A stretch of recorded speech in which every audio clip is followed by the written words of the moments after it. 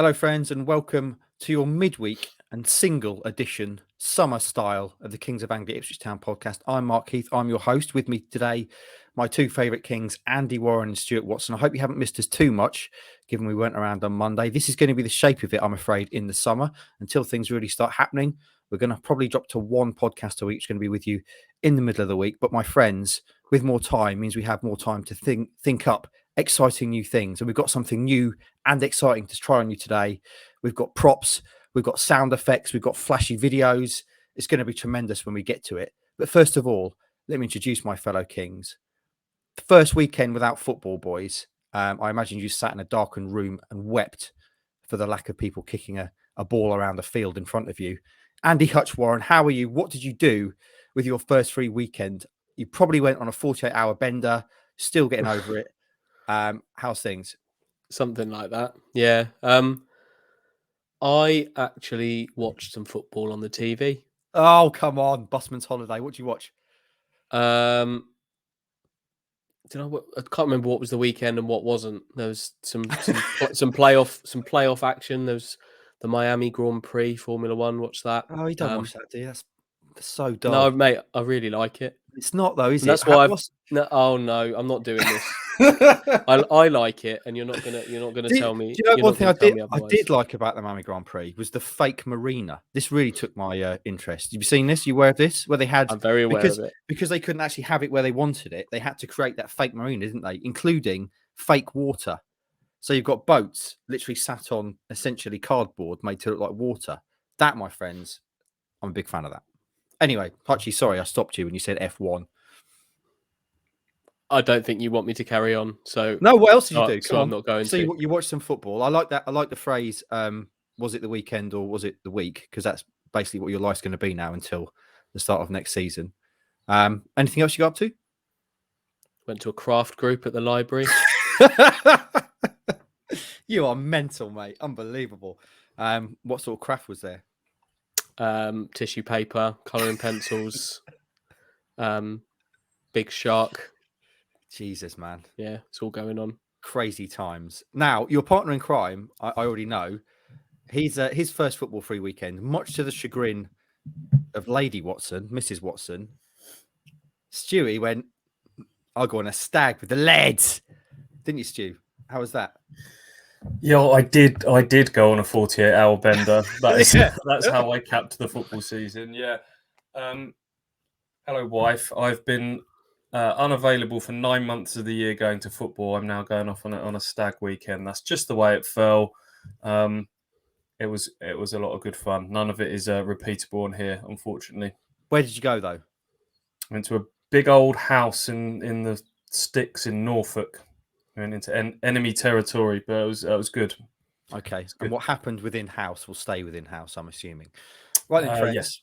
That's the intro's done. That's how the boys spent their first footy-free weekend. Hope you had a good one without the football. There's still football to watch and various other nonsense on TV like Formula One, Hutchie nonsense. Anyway, let's get into proper good Ipswich Town news, shall we, before we get on to the meat and gravy of today's pod, which is very exciting. I don't want to give too much away. News roundup first, friends, because we are an Ipswich Town news podcast first and foremost. And let's start with Mr. Kayden Jackson, Andy. Yesterday, you broke a little story on the website about KJ's contract situation. Do you want to bring the listeners up to speed with what's going on there? Yeah, just a little update on that. I think obviously the back end of last week we had the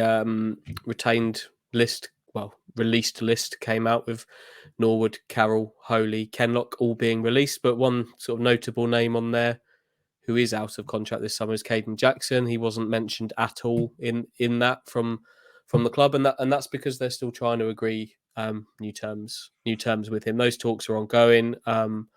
Sounds like there's a bit of an end of season break going on, or some thinking on both sides, but I think both are still very open to extending his stay at the club. So I can see from both sides why they would be just have some questions about it, and it's not an automatic just let's get it done, where can I sign. But I think the hope is from both sides that will still happen. Stewie, Kayden Jackson for next season, do you think he's an important part of the puzzle now, given what we've seen from him under McKenna? I think he can be an important part of the puzzle. He's not going to be a key part of the puzzle, I don't think, if Ipswich are going to be genuine promotion contenders next year, which we want them to be. Let's be completely honest, I don't think Kayden Jackson has shown enough in his 3 years at the club now. More than that? 4 years at the club. We've got a decent sample size of Kayden Jackson now to probably know that there are some limitations that are going to prevent him from being the main man. But what he's done under Kieran McKenna's short stay has shown that he's a different tool in the armoury, isn't he? He's pace, he can press, he can run channels, his crossing has improved. So it's all in the grand scheme of needing different types of players, and it's just as important to have impact players off the bench, players that can, are low maintenance and are ready when called upon if there's injuries, which he's shown. So as Andy says, that there's reasons that there's probably some things that he wants to kind of assess what's out there for him, and the club probably want to assess what else is out there in the transfer market. But I think ultimately this one will get done. Mm-hmm. Hopefully a staying at Portman Road. We almost had a shock, actually temporary departure though. Something that when you told me about blew my tiny mind. Another story you broke last week, Christian Walton was almost playing for Luton. I say almost, I'm not sure how close it came. Tell us more. I think, almost is probably pushing it a little bit, but it was certainly discussed, which is really interesting, isn't it? It's not one I'd really thought of, but when you think about it, it actually makes an awful lot of sense. Luton have struggled for the last 6 months for goalkeepers. Their most recent one is out for the season. Their season now includes a run at the playoffs. I think they've lost 3 goalkeepers to injury over the course of the season and allowed another one to go in January.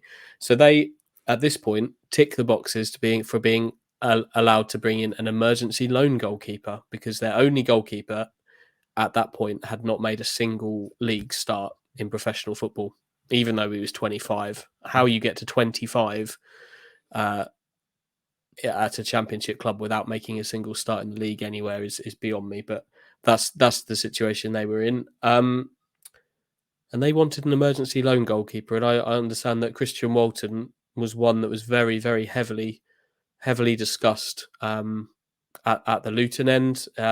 He's a goalkeeper they know. He's been at Luton before on loan. They were very interested in signing him full-time in January before Ipswich got their deal done. And with Ipswich's season done a week before the final week of the championship, it just made so much sense. But then from an Ipswich point of view, I'm not sure it makes any sense at all to allow that to happen. And I think ultimately it ended with that not happening.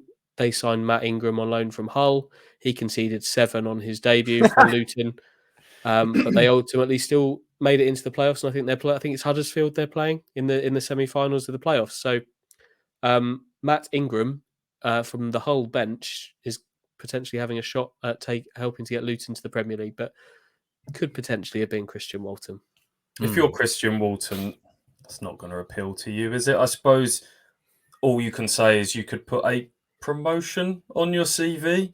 Slap it on that. Yeah, definitely. Could you get that on there? Yeah. I mean, that's weird though, isn't it? If he did that, if he went and played exceptionally, as we all know he can do, and helps get Luton promoted, and then has to come back to League One in Ipswich Town, that's a strange turn of events, isn't it? Or conversely, imagine if he snapped his leg coming out for a challenge. Yeah, I suppose for him, it would potentially appeal for that, but there's cutting into your precious short holiday time. They'll be back for pre-season in no time. He's had a sort of a disruptive year. We sometimes forget kind of moving house, moving places and all of that.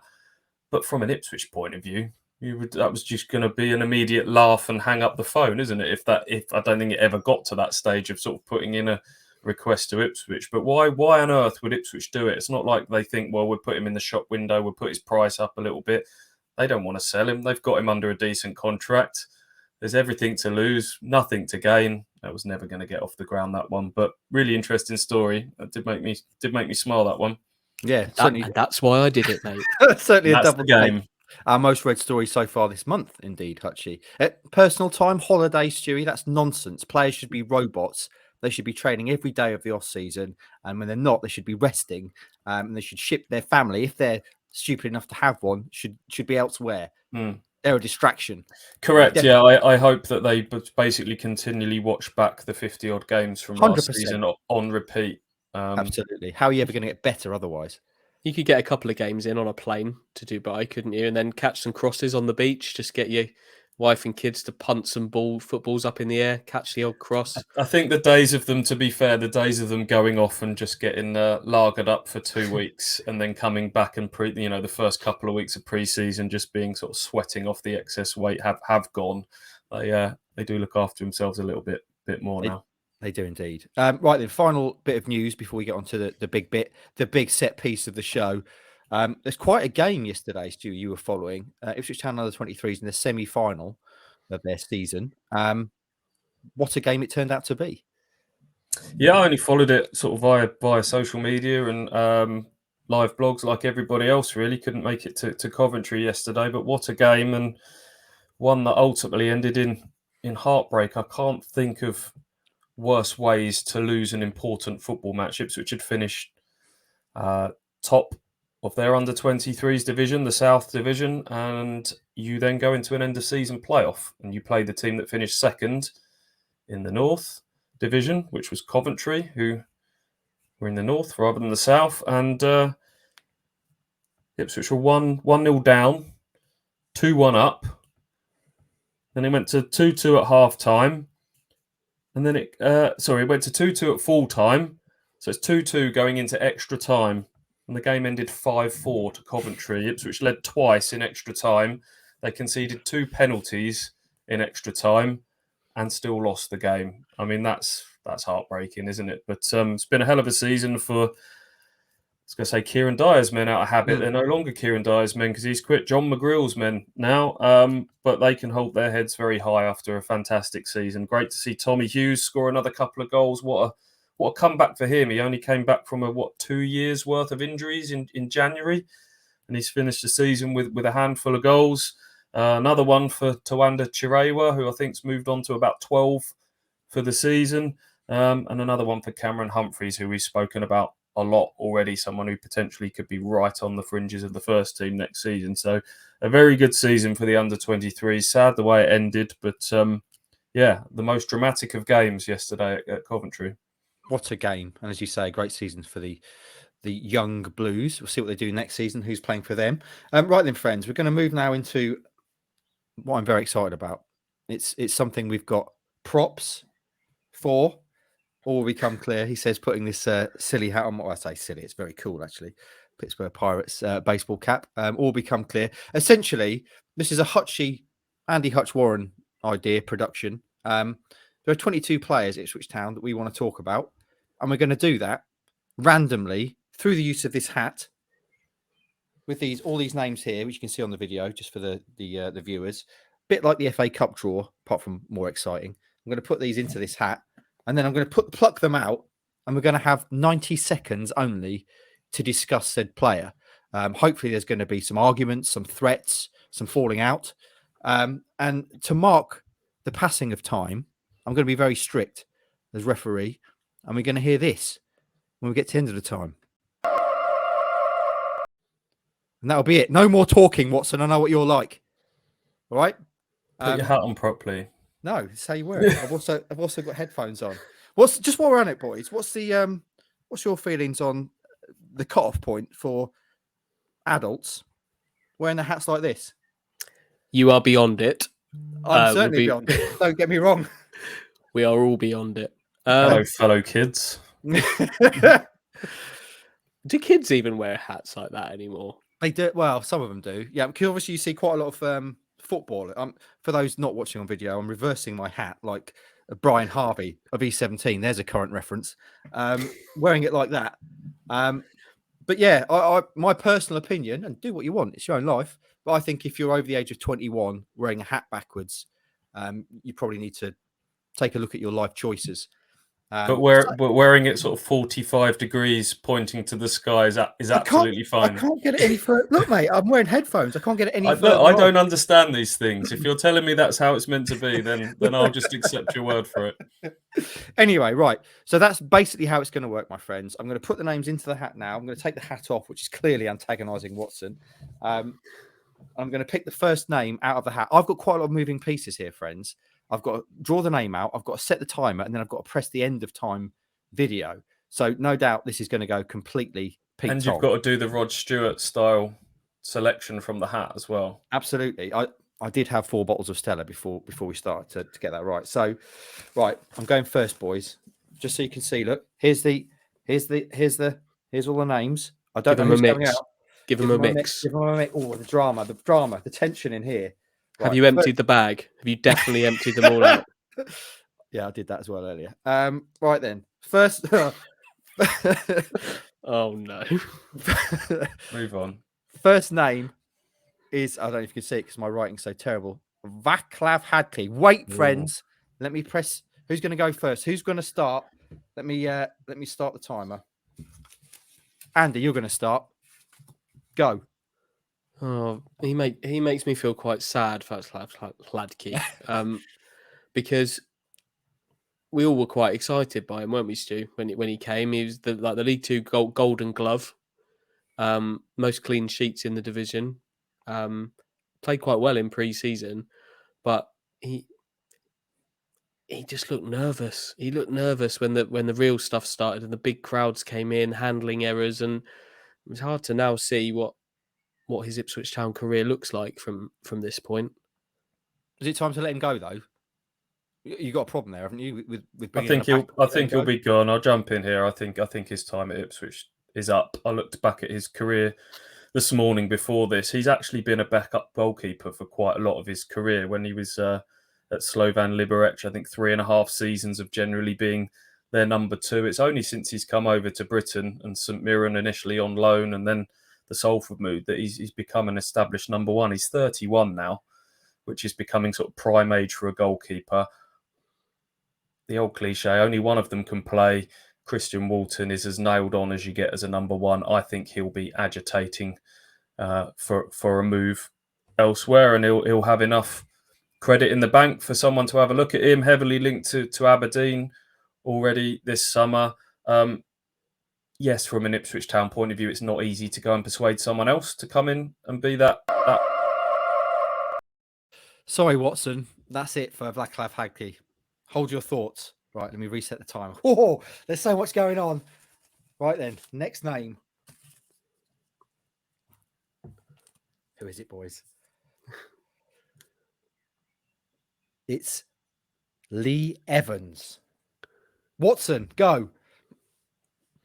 I think Lee Evans is you talked about key pieces of the jigsaw. He is, for me. I think he's been massively underrated by Ipswich Town fans thus far, in a bit of the sort of Cole Scouse non-sexy position manner. I think he's got a bit more about him than Cole Scouse, actually. I think he's got the range of passing to switch the ball left and right, but I think he had some real physicality to the team and also a set-piece delivery threat. I think Ipswich missed those 2 things in the latter stages of the season when he's injured. I think Sam Morsy's a better player with Lee Evans in the team.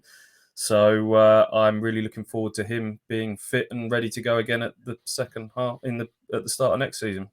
I didn't get to see enough of Morsy and Evans in a McKenna team.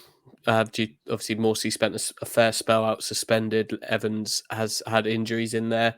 But when we were talking about Evans signing in the summer, for me, he was a ready-made. I think I described him as being sort of no gamble, good to go, League One footballer in midfield, and I still believe that. If they were to go out and recruit another midfielder, I'm not sure what kind of upgrade you're getting on Lee Evans if you can go and do that. So for me, it's Morsy and Evans, and then the supporting cast around them will be interesting. Sorry, Hutchie. Quite enjoying this, boys. Don't apologise. Cutting you off in your prime. Right then, player 3. He's going into the hat. You need to get higher on that Rod Stewart. You need to get really high and dip. Excuse me. This is a good one. It's the Donacien. Janoi Donacien. Who started last time? It's Stewie, wasn't it? Hutchie, go. Solid.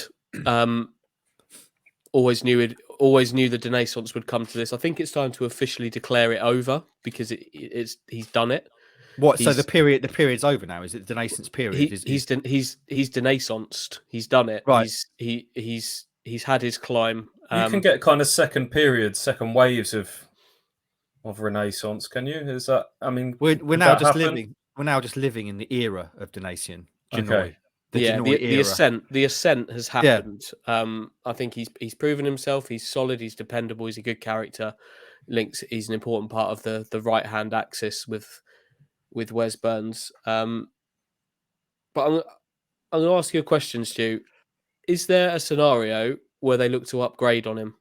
Because it feels like that should be the next curveball that Donacien has to fight. Yeah. He's fought every other attempt to kind of move him out of the squad, out of the team.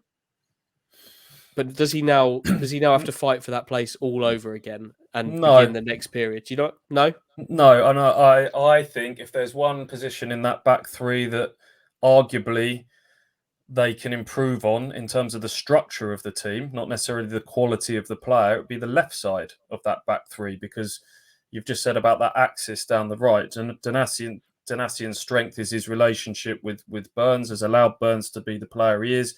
He's a really important...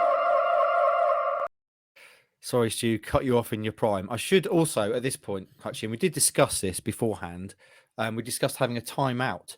So if you're feeling vibing with something you're saying, or one of us is saying, we're enjoying it, we can all have one timeout, which enables us to talk for as long as we'd like about a certain subject. Stewie, I cut you off there because that's the nature of the game. Do you feel like you want to use your timeout there? Yeah, why not? Why not? I'll use it nice and early. Yeah. Andy, do you remember seeing Janoi Donacien sat huddled up in the back of stands in the depths of winter all across the land, hood up, sort of as the 19th man? He was always the one who travelled just in case there was an injury and you might need him on the bench. And it was quite often near press boxes. And that was quite a sad sight. So that really is a remarkable turnaround for Donacien. And we always knew he was a good 1v1 defender. But what I really like is he's added to his attacking game. And they've found him, I think, the perfect position for his qualities. He can be that 1v1 defender and gives Wes Burns the freedom to go and do what he does. But he's added to his attacking game. He can overlap, he can underlap. And he's versatile as well. He can play on the left. So he's absolutely got an important part to play in the squad. I don't think that's anything that they'll be rushing to upgrade. As I say, it's that left side, and maybe that conversation will come up a little bit more when we talk about some other players. Hutchie, you asked that mischievous question about upgrading on the right-hand side. Does that mean you think that they should? No, not at all. It just feels like something that Donacien's going to have to battle at some point, because he's had to battle kind of every turn in his Ipswich career. Really, we know his story and how bizarre it's been. He's one of the most bizarre football careers at one club that I can remember. But I don't know. I don't think they should at all. I think there are places that are set in this team and they need to focus on the ones that aren't. And his would be one of those. But I just fear, I don't know. Maybe you're right, Andy, because he's never going to be a sexy player in the same way that we talked about Lee Evans. For whatever reason, I think Woolfenden and Edmondson and players like that have, for whatever reason, you can't put your finger on it, a bit more of an aura around them as Stardust. Donacien doesn't have that. And I know he's become a real firm favourite with fans now, and there's been a hell of a lot of love put his way, rightfully. But I have seen one or two little comments elsewhere. Can we go a bit more than Janoi? And because he's so low maintenance as a character as well, it's almost as a manager, it won't upset Janoi if we bring in someone to be a bit of competition, and might not necessarily to oust him, but they'll play one game and then keep him out the team. But it's not a route I'd be going down, not for 1 minute. It's just he's going into another season. He's out of contract again at the end of next season. He signed a new one during last season as a reward for what he was justly rewarded for how he was doing.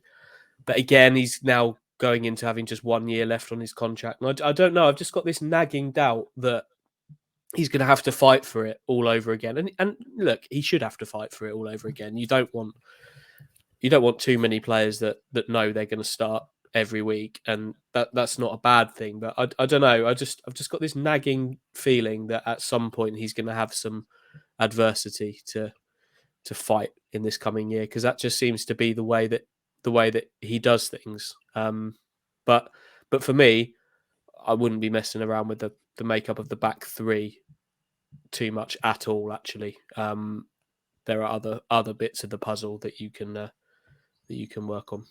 You mean the blue wall, don't you? When you mentioned the back three, Hutchie, blue wall officially titled. Yes, that's exactly what I mean. Teams need players like Janoi, though, don't they? Yes, it's nice to have sexy, stardusty type players, but equally you need the Mr. Consistent, the Mr. Reliable, the Mr. Trusted, and that's exactly what Donacien is. And also, is he slightly unfairly kind of seen as that, because he definitely has improved going forward. He's not just a boring player, is he? Oh, Hutchie's. I think, sorry, while Hutchie's having a little cough on mute, I think it's just consistency. Consistency is kind of undervalued in football. I think Evans falls into that same bracket. People who can rattle out 7, 6 at worst games out of 10 week after week with the occasional 8 here and there. You need those to be successful over a 46 game season. Do not underestimate that. And both of them are experienced, have been around, have experienced highs and lows. And as much as we want Ipswich to become this young, dynamic, pacey, exciting team under Kieran McKenna, you do need some Evans and Donaciens and obviously Morseys and people like that sort of dotted around the team. It's important you get that balance right across the squad. Right. That was a good timeout, Stu. You've now lost your timeout. Me and Hutchie still have them, but well played. That was a good discussion. Right, let's get back into the chat. Oh, it's a big one. Who is it? An interesting one, boys. We might need 5 minutes to talk about this. Eduardo Kyle Edwards. Right. I'm going to start with you, Hutchie. Go. Another player that makes me sad, because I like him. He doesn't make me. He makes me happy, actually, because he's always grinning. But I've not enjoyed his season because I like him as a player. I like the attributes that he has, because they're attributes that we've not really seen players before this season with Burnt. Players that can reliably dribble with the ball. I think Ipswich teams have missed players that can move with the ball at their feet, and Edwards can do that. His first month was stunning.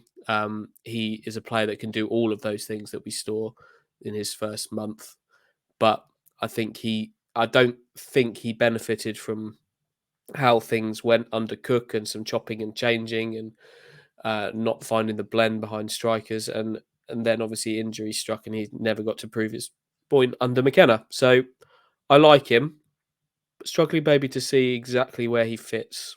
Playing left wing back, surely. In one side, Burns the other. That's the obvious place for me. Why can't we do that, Stu?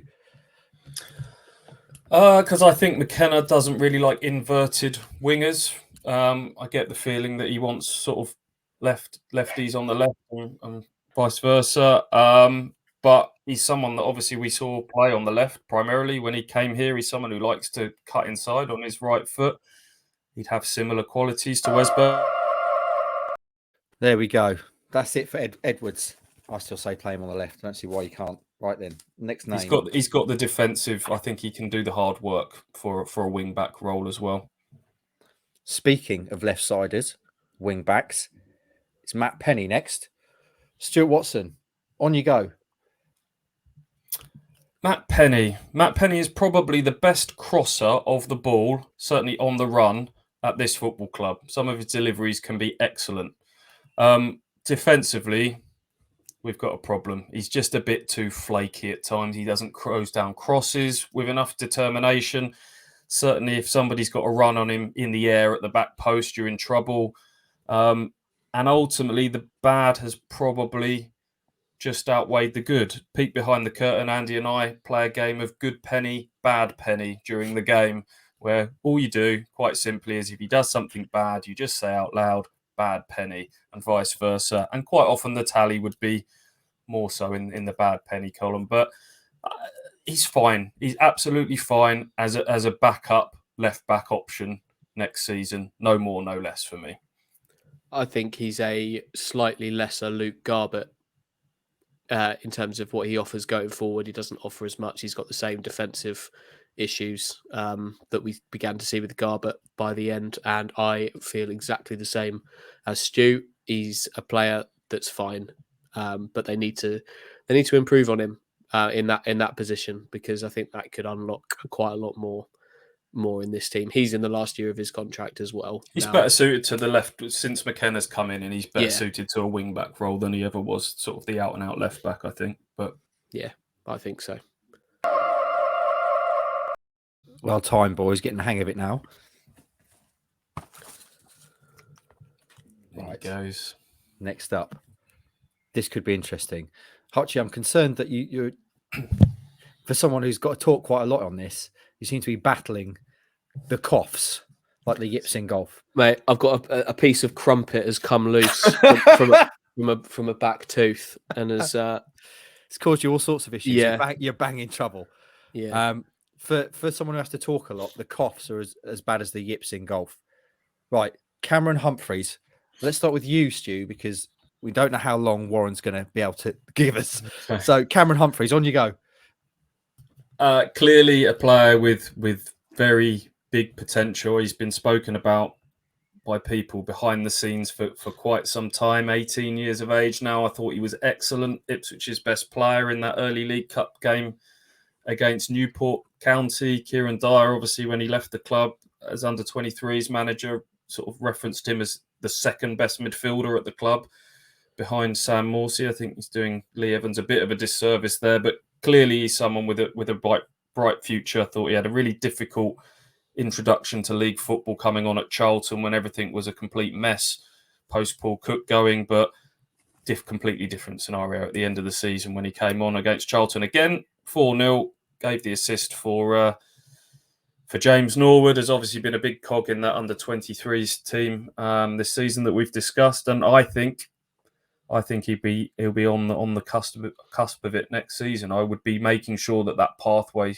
stays pretty clear. And if you're good enough, you're old enough, and I think he might fall into that category. Why do we say that with Humphreys though, and not back? Because Baggott we're talking about going on loan. Why are we not talking about Humphreys going on loan?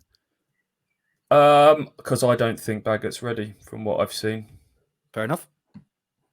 Oh, Humphreys is let's go. Humphreys I like. He's got a bit of grit about him. He's creative. He's got some intensity. And there's some players that we'll probably talk about in this section that don't have the intensity. There we go. I'm worried about Hutchie's throat holding up. We've still got quite a lot of big names to come, Hutchie. Me too. Have you got any tinctures nearby to help you? Anything like that? No, got nothing. We might have to take a time out just so you can go get a drink. Next up, it's Sone Aluko. Hutchie's on mute, so I'm going to start with you again, Watson. You're doing a lot of the heavy lifting. Sone Aluko, go. He's not called Shawnee, he's called Sonny. Sonny. I'm not having Shawnee still. Triggered his 1-year extension clause towards the end of the season. I think before that was announced, we were having a bit of a debate. Will he stay? Will he go? Silky smooth, classy, lovely to watch, but do his attacking numbers stack up? I think three goals and 1 assist for someone who plays in one of those advanced attacking midfield positions. You'd want a bit more. Chaplin and Selina have certainly supplied more than that. A bit like Penney, I think he'll just be a very decent squad player to have next season. Can't see him starting as many games next year. I think Chaplin will nail down a bit more of a starting spot next year. I think they'll recruit another player or two for that position, whether it's Selina or elsewhere, but good experience, good character, someone who can help you keep the ball and come on in certain scenarios in games. That's where I'm at with Sone Aluko. if he can give you one good performance, be it from the start of the game or from the bench, a month, I think he will repay what the outlay is on him, which is obviously a 1 year contract. I think he clearly offers something behind the scenes to McKenna as well, but they need a lot. I think they need a lot more from those attacking midfield positions, I think. And getting the hang of this, boys. Aluko, excellent squad player, I think. Superb to have around. Could be less than 10 starts in the league for him next year. It's a hot take. Give him the captaincy in the EFL trophy. That's let him lead that. Let that be his project. I like it. Next up, I'm building the part. It's Big Elks, Elkan Baggott, the man mountain, or the boy mountain, maybe. That should be more accurately. Andy Warren, can your throat hold up? Elkan Baggott, go. A Football League loan, please. League 2 for Elkan. Take the Woolfenden route. Go and toughen yourself up. Play 40 games. Come back ready for 23-24 season as a real option. So in Derby, you see being that kind of extra centre-back. No place for Baggott here to play. Agree with that, Stewie? I do, yeah. You asked before what's the difference between someone like Humphreys and Baggott. I think centre-half is a different position. I think it's somewhere that, certainly in the lower leagues, going and learning your craft, toughening up, facing different types of strikers. Under 23s football, youth football, I think is very different. It doesn't prepare you for senior football as a defender because it's just not as physical and competitive. It's a little bit different for the attacking players there. We've seen, Andy's mentioned Woolfenden, who did it with Swindon, and Dobra is obviously coming back from having done that now. And Dobra is just far more advanced in his development. He's 22 years of age. Baggott's 19. And if you put the Indonesia thing and the social media stuff to one side and the fact that he's a homegrown lad, he's been fine. In the games against Rotherham, he got a bit of a homegrown young player allowance in terms of the praise that came his way at Rotherham. He was okay. He got through the game, had a couple of moments. Charlton game, won 4-0, but Charlton had a couple of that came where Mr. Baggott was on the field. So, yeah, loan. I'm not sure Stewie likes this format. Once he gets into flow, he does not like to be interrupted. He's not used to it. He's the big dog. Right then. Okay. I'm going to start with you again, Hutchie. Conor Chaplin. King Connor. 10cc, as I know Town christened him after his 10th goal. Wasn't a fan of that. Anyway, on you go. Me neither. Conor Chaplin, until the final month of the season, I'd have told you I wanted to see more from him. I like Conor Chaplin as a player. I like him as a person. I think he's a good example of kind of settling into the club off the pitch and playing his role there as well. On it, I think that for long spells, he's always going to contribute, but he's had quiet games. I wanted to see more from him, but in the final kind of month, 6 weeks of the season, I think he took things up a little level. But what I really want to see from Chaplin, Stu, is not just from Chaplin. I want to see those, if they play with those two number 10s again, they need to link up with each other more than they were doing. They each kind of work with their fullback and then link with the striker. I want to see these two creative players, whoever they are, link with each other and cause problems.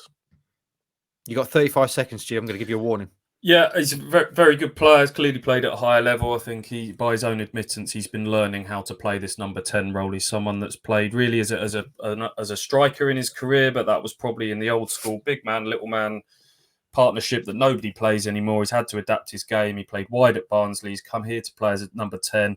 And I think as the season's gone on, he's got better and he's learned how to channel that infectious energy that he's got on the pitch. And I think he'll start most games next season. I can see him really kicking on. Absolute pest, isn't he, Conor Chaplin? I love the way he plays the game. And what a finisher as well. What a natural finisher. Timed that well. Superb. This is a bit like the Steven Gerrard Cup final. Do you remember that all those years ago when he was basically on one leg? That's Hutchie right now. He's battling through. I'm doing my best. Bring us insights. Right then. Oh, okay. This is an easy one to talk about. It's not going to be much disagreement here. It is number one with a bullet. Christian Walton, Stuart Watson, on you go. Rubbish. He's been a complete flop.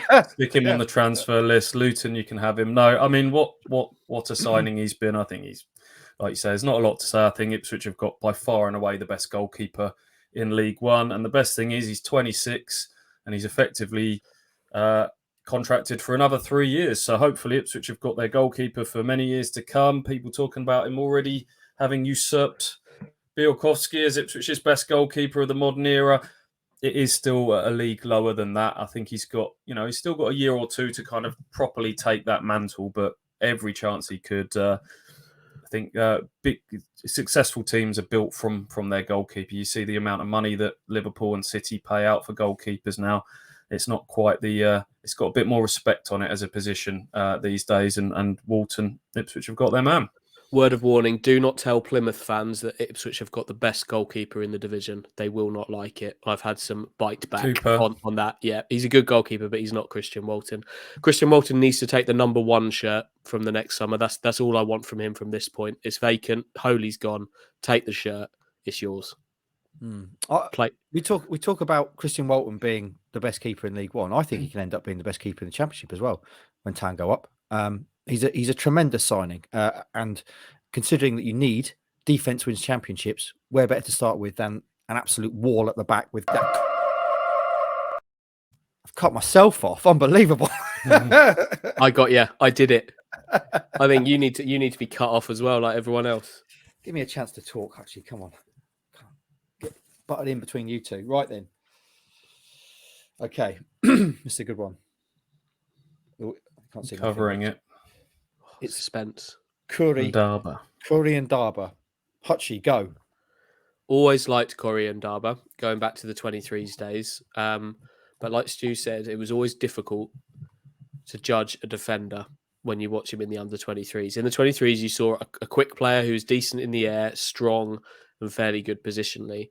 But until you saw him in the first team, it was hard to really judge him. Paul Lambert talked about giving him a chance, didn't give him the chance that he said he was going to give him because he wasn't quite sure about him.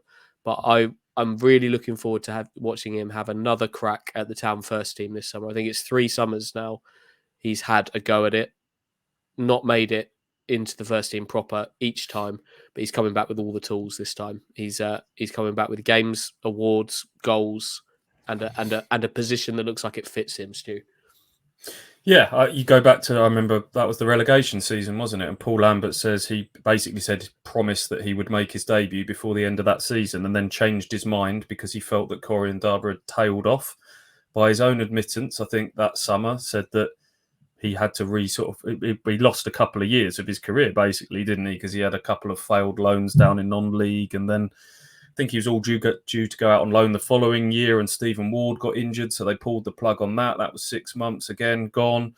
But by his own admittance, he kind of said, I was drifting, I regained my focus, and now is his time to shine. He's gone to Salford. He's come back with some... I'm going to use my timeout. Carry on, Stu. Okay, I think he's got a real chance of getting in this Ipswich Town team, which sounds a really bonkers thing to say when you talk about Edmondson, Woolfenden and Donacien been nailed in. I think I talked about that left side and having that sort of balance, and this Ipswich team is so lopsided, and that's not just, there's no magic bullet to just sign a left-sided Wes Burns and it fixes that. The strength of the right side is due to the combination of players, and I just wonder if the left side of the back three is a part of that. Yes, Burgess has been a left footer, but he's not as marauding as a player. Edmondson can get forward, but he's a right footer. I just wonder if Ndaba, who's played quite a lot of football at left back for Salford, has got forward. He's very comfortable on the ball. Whether he's someone that could get in. He's no kid now. He's 22 years of age. We've liked him in 3 pre-seasons in a row. Yeah. He played at West Ham. He played against West Ham and Tottenham. I remember one pre-season, and really impressed us. So I think he's an outside chance for him to get in the team and play a decent amount of football this season. He has been playing at left back, and I think that's led some people to think, well, he could be the wing back. He can't be the wing back. If he's anything, he's the left-sided centre back, isn't he? He's not going to be the wing back. They need to recruit a left wing back. But I really think he's going to be certainly a member of this squad for the season. I would find it. Here's an idea then. So if Ndaba gets in on the left side to give that bit of balance, do you then shift everybody across a little bit? You get Edmondson as your centre half. Woolfenden then goes to the right side, which allows him to be that sort of marauding runner. And then that's where we talked about Janoi having to fight for it. You never know. That's what I'm saying. I think there's just going back to Janoi. I fear there are going to be some circumstantial things that means he's gonna have a battle on. In that scenario, if Ndaba does play on the left, you're going to want to play Woolfenden and Edmondson as well, though, aren't you? You're going to want to find a way of getting them in because they're both superb players. So there's also an element of we don't know where Edmondson's going to be at with his recovery from what was a really nasty ankle injury. I mean, we're hoping he'll be back for the start of pre-season, but it might be that he's not going to sort of play every game during pre-season, which will leave the door open quite nicely for Corrie Ndaba, and it's up to him to take it, of course. There's no slam dunk that just because he's had a really good season in League Two, it will necessarily transfer, but he seems to be a very confident young man from Ireland who I don't think the pressure's going to phase him at all. So, I'm watching Corrie Ndaba with a lot of interest this summer. He'll be up for this as well. I think he'll be really up for this because I think it's probably make or break for him at this. But I think he's out of contract at the end of the season, and at be 23 by then. I think he's a Christmas Day baby. So I think he'll be 23 on Christmas Day. And if he goes a fourth summer, having tried and failed to really make the next step at Ipswich, then you have to be thinking that maybe elsewhere is where his career will be. But he will be bang up for doing everything he can to push his way in this year. I think that's an outstanding hot take, by the way. Ahead of next season, that's what's going to happen, isn't it? And Ndaba's going to get the start on the left. You're going to have Wolfie and Edmondson move across, and then everyone will be going, well, he's all right, but he's just 7 out of 10, isn't he, every game? And that's this is it. The next, yeah. And people will say, the perfect player for the bench because exactly, he can come on if he needs to come on and play right wing back. He could do that if he needs to play any of the three central positions. He can do that too, and that's my great fear for Janoi. I don't think it's anything that should be planned for, but I do fear that there's some circumstances that are just, and I'm passionate about it. I worry. That's going to happen. We've seen it. That's going to happen. That's the next phase of Janoi Donacien's journey at Town, being edged out by the return of Corrie Ndaba and a shuffle along at the back. Right then. And then to carry that through, then Wes Burns stops firing a little bit on the right, and they go for a little sticky patch mid-season, and then the Donacien. The Donacien again, the second wave, he's back. Burns did all his best work with Donacien by his side. Exactly. If there is another period of Donacien, I think it would be fourth, technically, Hutchie. I kind of lost track, but it's been more ups and downs than a Blackpool roller coaster, hasn't it? Right then, speaking of ups and downs at Ipswich Town, here's the next name. Armando Dobra. Hutchie, is your throat up to starting this debate? Dobra, go. Dobra. I'm struggling to see a place for him at the moment. I think we've talked about the number 10 role. Aluko's there, Chaplin's there, Selena or a big time recruit will be there, and that's the only route to the first team for Dobra. I think at this point we might be looking at the end of. We might possibly be looking at the end of Dobra's Ipswich career at this point. Where's it gone wrong for Dobra? Because we talk about him as kind of a hot young talent, next big thing for seasons. He's gone to Colchester and it's really gone south for him there. But Dobra's always been someone we've liked, Stewie. Yeah, and I thought you could say, well, he's gone to a team that was struggling in League Two, and that's, for an attacking player, that's not ideal. But I'd have thought Dobra's got the sort of fiery, physical qualities that would kind of quite suit him to getting stuck into a relegation scrap, but he's just not. He's just completely faded out the picture there. They basically cut short the loan, and he's come back, and from what I gather, he's come back and said, "Can I come and train with the first team at Ipswich?" And the answer has been no. Effectively, I think he's had a couple of appearances for the 23s, but the game has changed at Ipswich since Dobra's gone, and I think they'll be looking for better players in those number 10 roles next season. But you never know. There's an outside chance McKenna will have a look at him and things could... There we go. I think he'll be gone. Right then, how many's left? There's about 7 or 8 left, boys. Just warm the hand up. It's getting less flamboyant, this. Right then. Joe Pigott.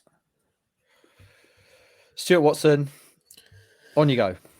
Oh, it's just not happened for Joe Pigott, has it? He arrived from Wimbledon having scored 20 plus goals, 50 odd goals over the course of several seasons, for 3 seasons, I think, for Wimbledon at this level.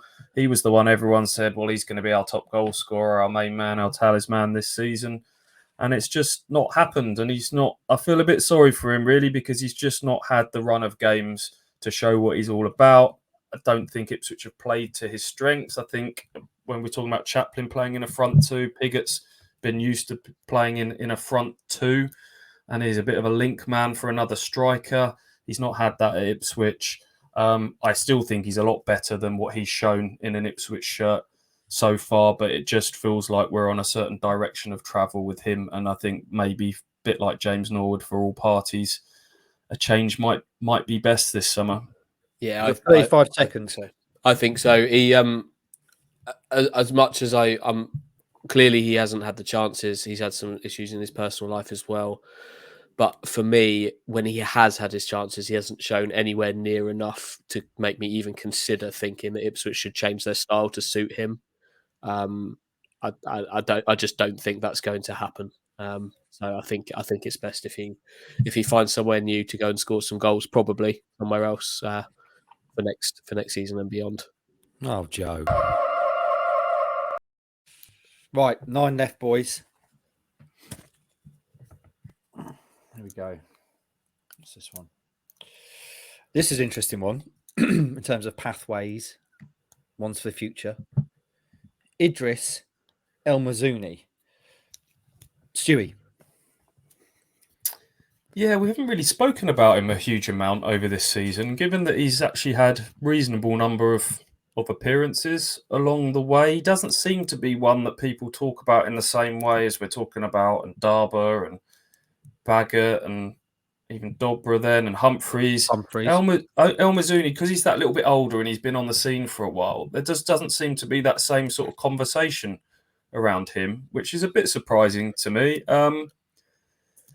What have we got now midfield-wise? Morsy and Evans, and then El Mizouni, Harper and Humphreys. Harper coming back from his loan. We talked about now or never for certain players. I think we're in that period now with Idris El Mizouni. He's been unfortunate with some injuries along the way, but I think he's been pretty solid and reliable when called upon. He's got a bit of physicality about him. He can shoot from outside the box. He can drive forwards with the ball. He's the closest thing stylistically they've got to Sam Morsy. You always feel like there's a suspension around the corner for him. But whether this will be, I just think there's too much traffic in the way for this to be his kind of breakthrough year. And he needs to play regular football now. He's at an age now where he needs to start kicking on. You've not got room for El Mizouni and Humphreys, I'm afraid. It's one or the other around the first team this year, and the other one, in Humphreys' case, if it's him, he needs to go out on loan. If it's El, he needs to go elsewhere, I think. Well, what about Harper? We'll come on to him in a minute. But if Harper goes, then you could potentially keep both of them. Don't jump the gun, Watson. What are you doing, man? You know the concept. Can't draw Harper out now. I actually have drawn Rakeem Harper. There we go. Let's keep going. What about Harper? Yeah, I can see that if Harper moves on, then maybe El Mizouni. But for me, I think El Mizouni might need a fresh start. Anyway, Harper, he's fascinating, because I don't know what he is. What he is going to be the most improved player next season. Comes back, gets coached up by McKenna and co. He's going to be like a different player next season. You watch. The dream will be in full effect. Well, that's the hope. That's the hope, isn't it? That some real coaching is going to help him kind of find himself. He certainly didn't find himself on his loan at Crewe. That doesn't sound like it's gone particularly well. But he's clearly got some ability. But I don't know. I don't know. I felt he was kind of.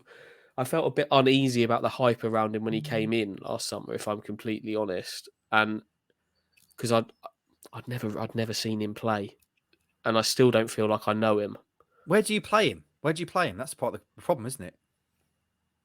And he's going to be back up to Evans has got injury question marks. Morsy is, you always, like I said, there's a suspension around the corner. So you are going to need, I think they'll be the first choice too, but you're going to need some good competition to back up those two. Now, will it be Bakinson? We don't know. And then you're talking about, will it be El Mizouni or Harper or others? But I think both Edwards and Harper, who both have come from West Brom, I'm going to take my time out there because I find this is an interesting debate. On you go, Stu. I just think McKenna is the right type of manager, personality-wise, to put his arm around two young men that are probably, we forget age-wise, moving away from home, but first time away. I think he's someone that can unlock something in both of those players, and he's talked about that they're also stylistically what McKenna wants, where he's talked about he wants dynamism and pace and youth and athleticism. And I mean, Edwards and Harper are both those types of players. So you're right. He could sort of unlock something in Harper after what's been a difficult year. We might see him come back all the stronger for it mentally. Now, play in the Premier League. Sorry, on you go, Hutchie. No, I wonder. You talk about El Mizouni being the kind of the shadow of Morsy. I'm not so sure. I don't really feel that way about him. But maybe Harper. I think maybe Harper could be the new Morsy, the Morsy that we've got. McKenna's got playing a bit more of a on the ball marauder. They're a bit of a hybrid, the two of them, isn't it? I think Harper's got the new attacking version of Morsy that could sort of go box to box and arrive, and obviously got repurposed as this number 10. Whereas El Mizouni, I think when I say the shadow of Morsy, is more that sort of tenacious, get stuck in, has got that bit of grit and that side of the Morsy game. If you can blend them both together, that would be great. But can we do that? Have we got paging Elon Musk? Do you not think? I mean, Harper, you don't get to play in the Premier League by accident. He's clearly a very, very talented, gifted individual. And now we've got a coach who has this coaching side to him. We've already seen him improve players, haven't we, since he's come in? I just feel like with Rakeem Harper, he could be like the ultimate reclamation project. He's got all the tools there already. He just needs a little bit of tinkering with, a bit of coaching. He's a carbon copy of Bakinson for me. So if you're talking about should we get Bakinson, and my understanding of that is obviously they've got the option to buy, which will be a set price that was agreed when he first came on loan.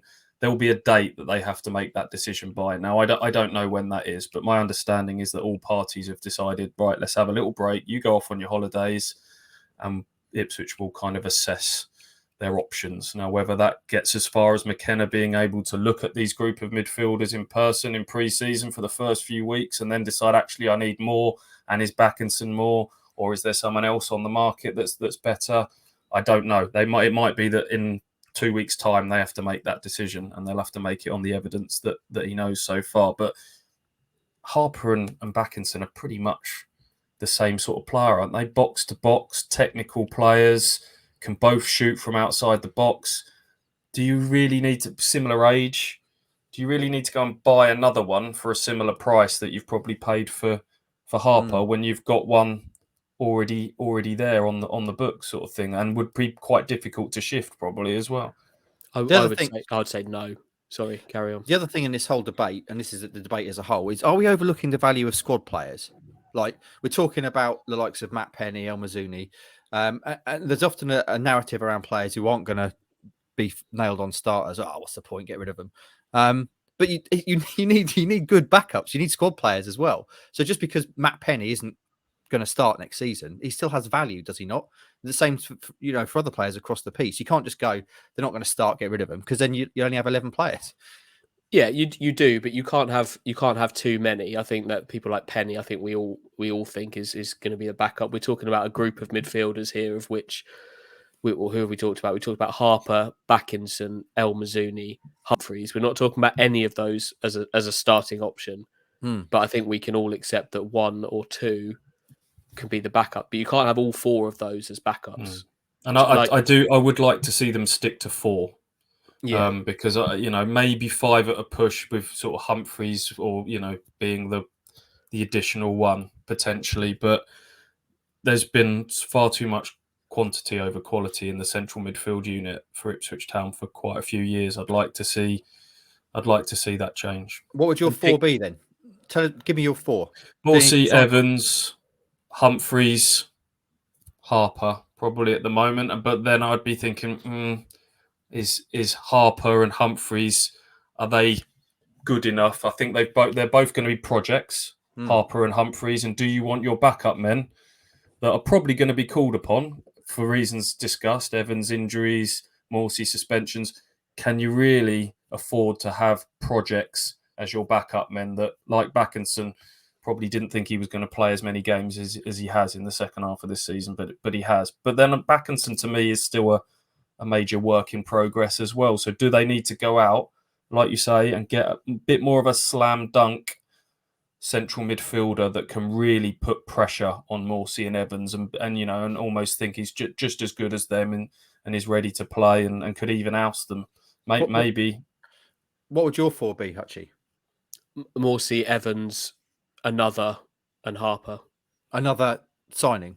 Yes. Yeah. So El Mizouni leaves. Yep. And Humphreys keeping him around or on loan? Humphreys I would keep around because I want to see Ipswich go on a good run in the trophy this year. Those are games that are there for him. I'd keep him around for the first half of the year and then maybe assess that again in January. But he would be the 5th. But So what were your 4? Sorry, Morsy, Evans, another Harper. Okay, and then Humphreys on the fringe. Okay, all right, good chat. Like it. Right, let's get back into it, boys. Three really good timeouts, I think. That's a hard no on Bakinson, is it, Andy?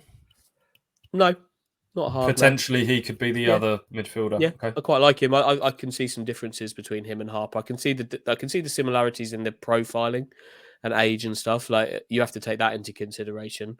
But it depends what they want to do with Harper. It depends what they see him as. If they can make him into more of the kind of forward thruster, then I think there's room for Bakinson potentially in there as well. But I'm not kind of going to die on a hill for Tyreeq Bakinson at this point.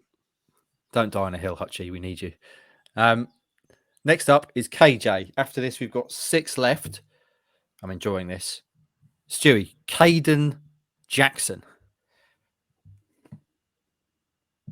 Much like the discussions that we've had around Penney and others, that I think he'll be a useful. You talked about the value of squad players. I think he'll be just that. I think he's. There are some deficiencies, but I think if you play to his strengths, he can be a very useful player for off the bench to change games, but also as a starter in certain scenarios of matches where you need pace that stretches the opposition and creates room for those number 10s to work in behind. How often did we see teams park the bus for Ipswich, everything to get all really congested and Ipswich not to have any answers to that? I think that's why Jackson made such an impact when he came into the team, because he makes defences drop 10 yards off and that creates room for others.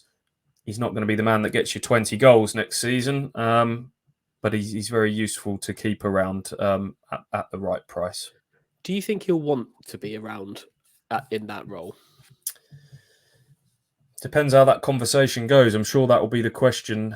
How do you see me being used next season? I've lost a few. I've already been warming benches or been in 23s for quite some time. I don't really want to sign up for that again. But if McKenna tells him, look, clearly I like you. Clearly I've used you quite a bit and it will be down to you. Yes, we're going to sign strikers, but and make him believe that he can get in. I like the way Stu's just finishing, just ignoring the buzzer. Right then. Rule breaker. That's what he is. He's a maverick. Next up, he says, just resetting his clock. Interesting one. Cameron of House Burgess. Hutchie of House Warren. On you go. We've talked obviously we've talked a lot about the other central defenders because they've all been picked out of your hat. But if for those scenarios that we've discussed previously play out as we've discussed them,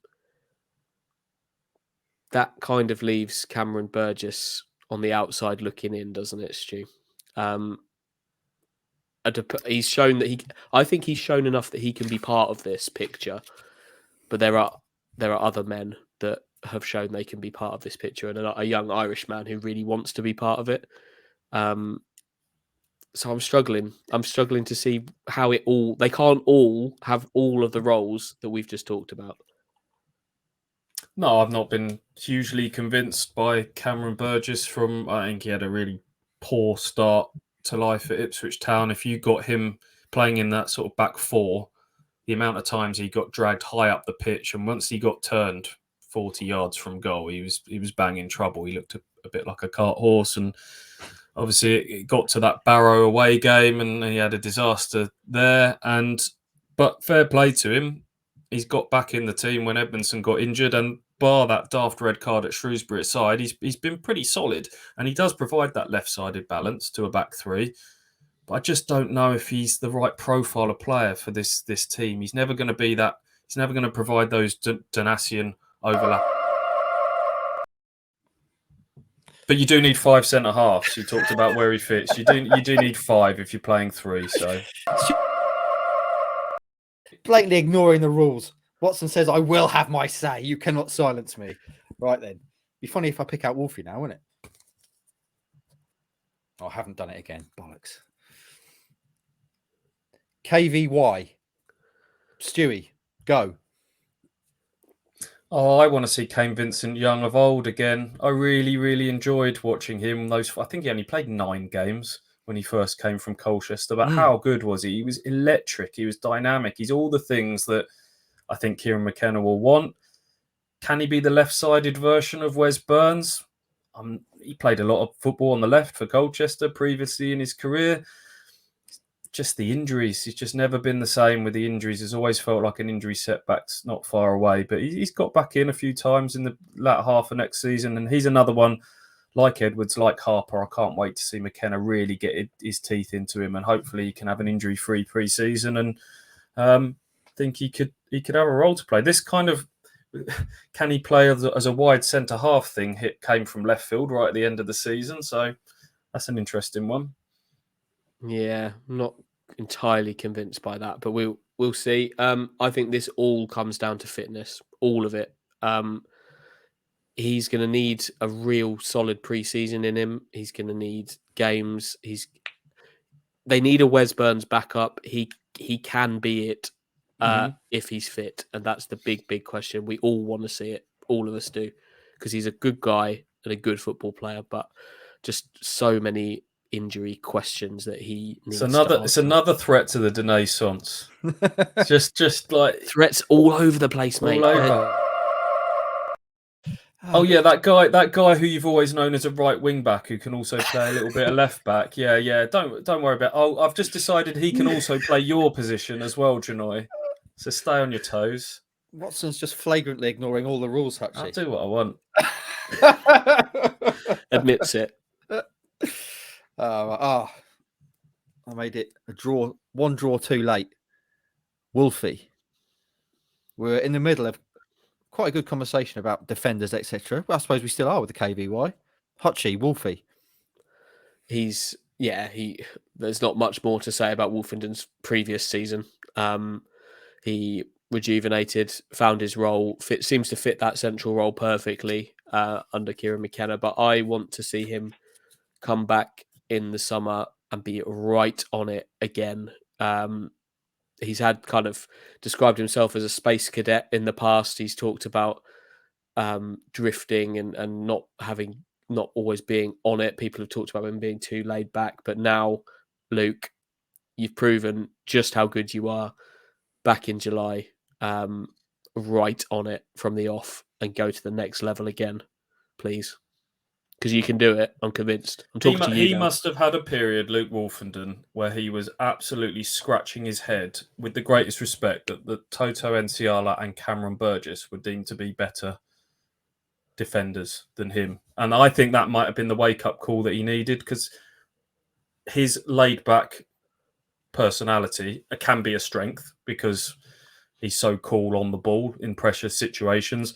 But I think, there's a balance to be had there. And if by his own admittance, he was drifting a little bit at times, and then he's talked, I think, in the interview he did with you, Andy, about his head being in the bin at one stage, and he was struggling to motivate himself to get into training. But maybe that was that little period out the team of 6 months or so, and seeing lesser players than him in.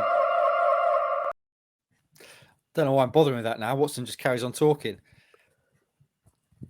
Keep going. He needs to keep going, though. No settling. He's proven it. Keep going. We're just disregarding it now, boys. Mate, it's the Wild West, mate. We're more than an hour deep in this. Why do I bother? Right then. It was your idea, Hutchie. Okay. Sam, the King, Morsy. Stewie, on you go. Every successful side needs a top captain who is the right-hand man of the manager, who drives standards amongst those around him. And in Sam Morsy, Ipswich Town have got that. Someone who trains like he plays, but speaking to all the other players, that leaves a bit on him in training, that you see him in games demanding and cajoling. I think he is probably the most vital cog in this Ipswich Town world. He's the engine of the side. He's the heartbeat of the side. He's added layers to his game under McKenna in terms of getting in the box late and scoring goals. Got off to a bit of a slow start, but yeah, he's here now, and he's here to stay. I think he'll be really fired up for next season. Looking forward to seeing what he can do, kind of imprinting leadership on the squad over a summer. Obviously arrived on deadline day back in August. He'll be here for the first day of pre-season. He'll be setting standards from the start. He'll be welcoming new signings and getting them to meet standards from the start. That wasn't there this time last year, and I think that's another important ingredient of what's going to be a really important pre-season. He's the epitome of a captain. What I want, someone who plays on the edge, leads by example, intensity, contagious, demands better from everyone around him. He is what everything should be as a captain. Excellent. Right, we've got two left, Burns and Edmondson. Hopefully. You got to give them an extra mix when you get to the last two. Who's the home team? At home, in the final, is Wes Burns. Right, what can be said about this man we've not already said? That challenge is yours, Hutchie. I'm going to skip straight over the season that's just been. We all know how good he is.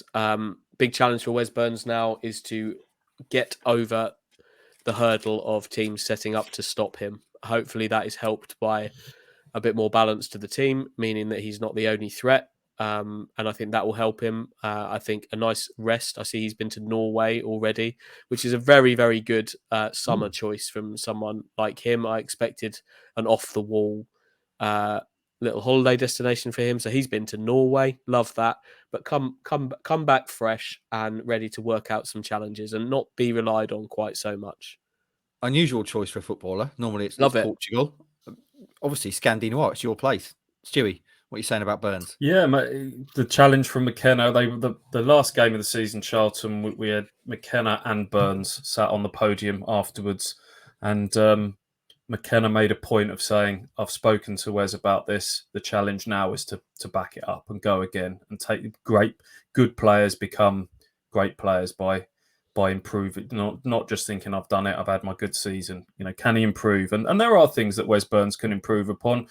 He's had enough plaudits over this season. Don't get me wrong, he's swept the board correctly so with the goals and the assists and his value in the team. But can that final ball, can the consistency of that be a little bit better? There's been times where he's stuck crosses over the crossbar and things like that. And he's going to have to get used to playing with George Edmondson as his right-sided partner, isn't he? Woolfenden, I think we decided, didn't we? Nah, I'm not doing that. If that's happening, I'm playing Woolfenden in the middle still. The difficult second season for Wes Burns. Finally, just to prove that I've done it correctly, I've pulled it out of my rather splendid hat. George Edmondson, the fridge. Who wants to start with this final one? I'm going to start with you, Stewie. The fridge.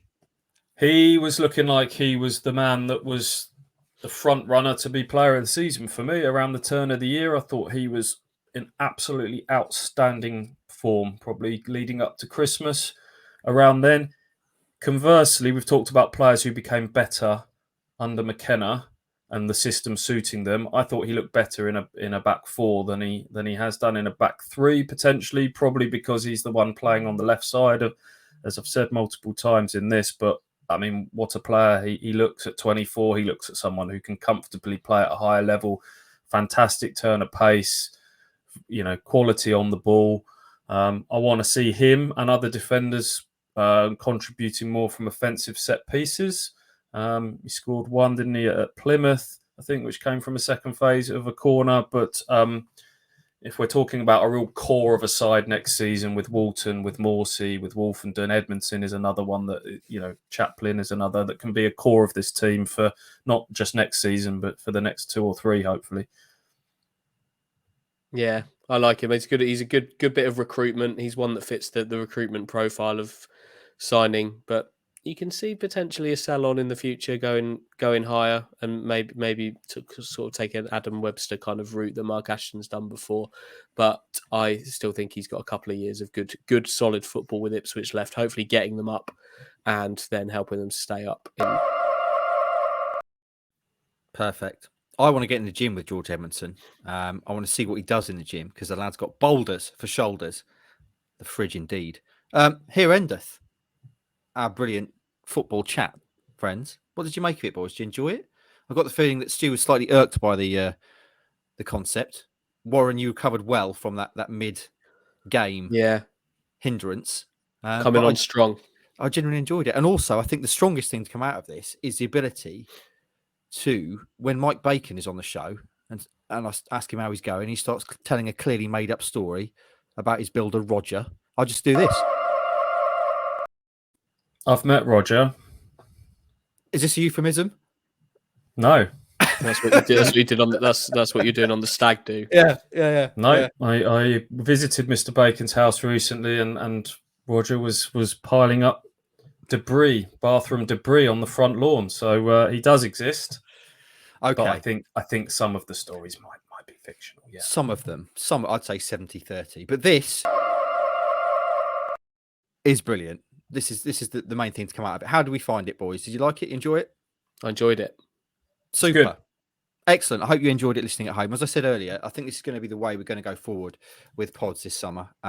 Probably just one main flagship one a week. The KOA Fan Social will continue, and there's going to be a final Tractor Girls talk of the season, I think, recording this evening. So that should be out there. We're going to maybe bring you some mini pods as well. We've done something with Mike talking about my favourite Town 11s, which we may put out Sunday morning sort of time with various celebs and people of note talking about their favourite Town players in the past. Boys, anything else to mention before we take our leave? We're coming up to an hour 20, which is good for a single pod. I've got no other business. No other business. No other business.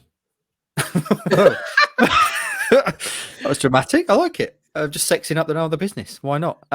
Friends, I hope you enjoyed what we've just done. We'll be back next week where we may well be looking at the squad as a whole, assessing where Town need to build, who they may add over the summer, and the traditional summer chat. Until then, have a great week. Remember to support our sponsors, Manscaped. Use the code KOA at manscaped.com for 20% off and free delivery. And follow us across all our social media. So that's Kings of Baggott on YouTube, Twitter, Instagram, and Facebook, especially on YouTube, please. Have a fine week, another footy-free weekend, and we'll speak to you next time.